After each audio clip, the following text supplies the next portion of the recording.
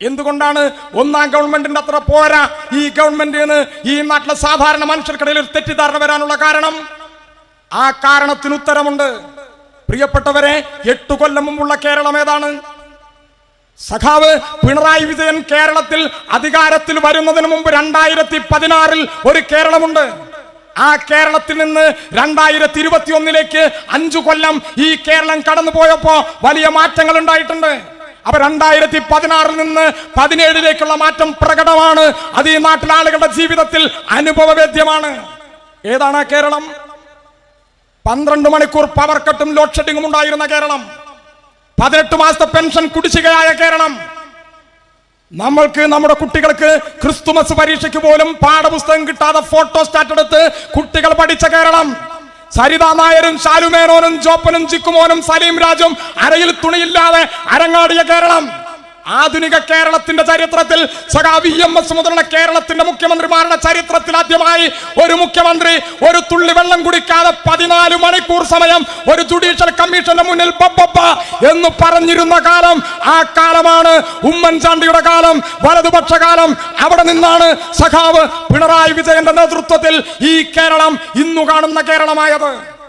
അവിടെ നിങ്ങൾ നോക്കൂ, എല്ലാം പറയുന്നില്ല, പ്രധാനപ്പെട്ട 2 കാര്യങ്ങൾ നിങ്ങൾ നോക്കൂ. വൈദ്യുതി മേഖല നോക്കൂ. ഈ താനൂരിൽ ഈ സംസാരം കേട്ട് അപ്പുറത്തെങ്ങാനും നിൽക്കുന്ന ലീഗോ കോൺഗ്രസോ ആയ മനുഷ്യർ, കമ്മ്യൂണിസ്റ്റ് പാർട്ടി അംഗീകരിക്കാത്തവർ ആരെങ്കിലും ഉണ്ടെങ്കിൽ നിങ്ങൾ ഈ നാട്ടിൽ പറയണം. 2016 8 കൊല്ലം മുമ്പ് ഈ കേരളത്തിൽ 12 മണിക്കൂർ പവർ കട്ടും ലോഡ് ഷെഡിങ്ങും ഉണ്ടായിരുന്നു. ഈ 2024 താനൂരിൽ ഈ നാടിന്റെ ഇടവഴികളിൽ എവിടെയെങ്കിലും ഏതെങ്കിലും ഒരു വീട്ടിലെ 10 വയസ്സായ കുട്ടിക്ക് ലോഡ് ഷെഡിങ് എന്താണെന്നറിയുമോ? Power cut എന്താണെന്നറിയുമോ?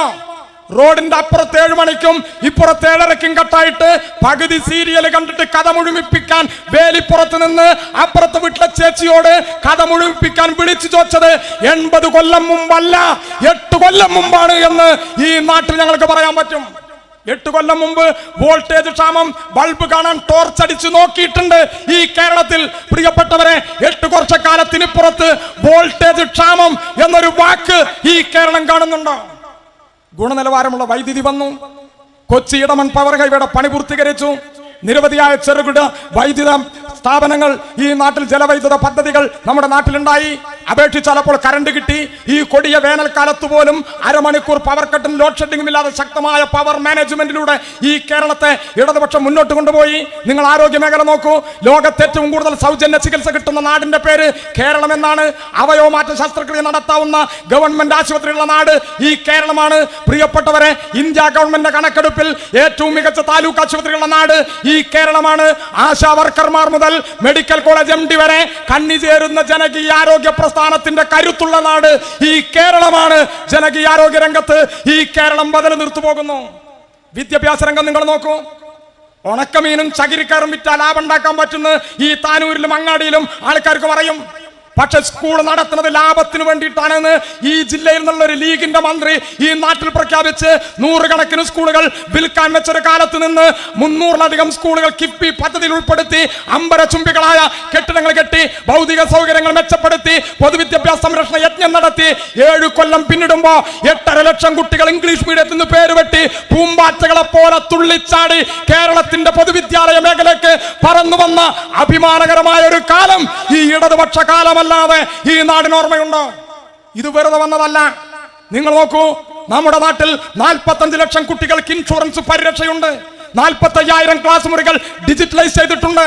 പ്രിയപ്പെട്ടവരെ, കേരളത്തിന്റെ ചരിത്രത്തിലാദ്യമായി ഒരു കൊല്ലം, അടുത്ത കൊല്ലം സ്കൂൾ തുറക്കുമ്പോൾ പഠിക്കാനുള്ള പാഠപുസ്തകം ഇക്കൊല്ലം സ്കൂൾ പൂട്ടുന്നതിന്റെ മുമ്പ് അച്ചടിച്ച് കെട്ടുകെട്ടാക്കി നമ്മുടെ കുട്ടികളുടെ കൈകളിൽ എത്തിച്ചൊരു കാലം സഖാവ് പിണറായി കാലത്തല്ലാതെ ഈ കേരളത്തിന് ഓർമ്മയുണ്ടോ? ഇതല്ലേ ഈ നാട്ടിൽ രാഷ്ട്രീയം പറയുന്നവർ ഈ നാട്ടിൽ പറയേണ്ടത്? നിങ്ങൾ എല്ലാ കാര്യവും, പെൻഷന്റെ കാര്യം നോക്കൂ. 62 ലക്ഷം ആളുകൾക്ക് 1,600 രൂപ വെച്ച് പെൻഷൻ കൊടുക്കുന്ന ഒരു നാട് ഈ ലോകത്ത് മറ്റൊരു നാടുണ്ടോ? 62 ലക്ഷം ആളുകൾക്കാണ് പെൻഷൻ. പെൻഷൻ എന്ന് പറഞ്ഞാൽ അതിനൊരു രാഷ്ട്രീയ ഉള്ളടക്കമുണ്ട്. ഇത് വെറുതെ കർഷക തൊഴിലാളിക്ക് 45 രൂപ എല്ലാ മാസം കൊടുക്കാന്ന് കമ്മ്യൂണിസ്റ്റ് പാർട്ടി ഈ കേരളത്തിൽ പ്രഖ്യാപിച്ചതല്ല. പ്രിയപ്പെട്ടവരെ, ലോകത്ത് ചരിത്രത്തിലാദ്യമായി സർക്കാർ ജീവനക്കാർക്ക് മാത്രമല്ലാതെ മണ്ണിൽ പണിയെടുക്കണ മനുഷ്യന് പെൻഷൻ കൊടുക്കാൻ പറ്റും എന്ന് ഈ നാടിനെ പഠിപ്പിച്ച പ്രസ്ഥാനം ഈ ചെങ്കൊടിയുടെ പ്രസ്ഥാനമാണ് ഈ ലോകത്തിന്റെ ചരിത്രത്തിൽ. ആർക്കാണ് തർക്കമുള്ളത്? നിങ്ങൾ നോക്കൂ, നമ്മുടെ നാട്ടിൽ കറുപ്പ് മോശമാണെന്നും വെളുപ്പ് ശ്രേഷ്ഠമാണെന്നും ഒരു പൊതുബോധം നമ്മുടെ നാട്ടിലുണ്ട്. കുങ്കുമപ്പൂ കഴിച്ച കുട്ടികൾ വെളുക്കുന്ന, ഗർഭിണികൾ കുങ്കുമപ്പൂ കഴിക്കണമെന്ന് എവിടെയും പറഞ്ഞതല്ല. നമ്മുടെ നാട്ടിൽ ജാതി ജന്മി നാടുവാഴിത്തത്തിന്റെ ഉൽപ്പന്നമായി ഇവിടെ ഉരുണ്ടുകൂടിയ ഒരു പൊതുബോധമാണ്. ആ പൊതുബോധം ഇപ്പോഴും ഈ നാട്ടിൽ നിലനിൽക്കുന്നുണ്ടെന്ന് കഴിഞ്ഞ കൊല്ലങ്ങൾ കേട്ടു. മോഹിനിയാട്ടം കളിക്കാൻ തൊലി വെളുക്കണമെന്ന് ഒരു അമ്മായി ഈ നാട്ടിൽ പറഞ്ഞു 2023-ൽ. നിങ്ങൾ നോക്കൂ, 1980-ലാണ് ലോകത്തിന്റെ ചരിത്രത്തിൽ ആദ്യമായി കർഷക തൊഴിലാളിക്ക് 45 രൂപ പെൻഷൻ. എങ്ങനെ നമ്മുടെ നാട്ടിൽ തൊലി കറുത്തവരും വെളുത്തവരുണ്ടായത്? എങ്ങനെയാണ് കറുപ്പ് മോശമായത്, വെളുപ്പ് ശ്രേഷ്ഠമായത്? ഈ ജാതി ജന്മി നാടുവാഴിത്വം കൊടികുത്തി വാണ കാലത്ത് സൂര്യൻ ഉദിക്കുന്നതിന് മുമ്പ് ജന്മി തമ്പുരാക്കന്മാർ അപ്പുറത്ത് നിന്ന് ഒരു കൂവല് കൂവുമ്പോ മറുകൂക്ക് കൂവി കെട്ടിയവളെ കുട്ടികളെ തനിച്ചാക്കി ചൂട്ടുകട്ട കത്തിച്ച് ഈ ജന്മി തമ്പുരാക്കന്മാരുടെ കൃഷിക്കളങ്ങളിൽ ഇങ്ങനെ ആണ്ടുമുഴുകി പണിയെടുക്കുമ്പോ ജന്മിമാരെ കണ്ടാൽ തലകുനിച്ച്, കാര്യസ്ഥനെ കണ്ടാൽ നടുവളച്ച് പകലന്തിയോളം ഇങ്ങനെ പണിയെടുത്തു. പ്രിയപ്പെട്ടവരെ, കൊടും വേനലിനെ, കൊടും തണുപ്പിനെ, പെരുമഴയെ പൂസാതെ മണ്ണിൽ കനകം വിളയിക്കാൻ പ്രകൃതിയോട് മല്ലടിച്ച് ജീവിതത്തിന്റെ സായാഹ്നത്തിൽ ശരീരം ഇങ്ങനെ ചുക്കി ചുളിഞ്ഞ് കരുവാളിച്ച് വീടിന്റെ മൂലയിൽ മണ്ടനുരുളി പണയം വെച്ചതുപോലെ ഈ നാട്ടിലെ കാരണവന്മാർ നിന്നപ്പോ കേരളത്തിലെ ഇടതുപക്ഷം തീരുമാനിച്ചു. എങ്ങനെ തൊലിവെടുത്തവരുണ്ടായത്?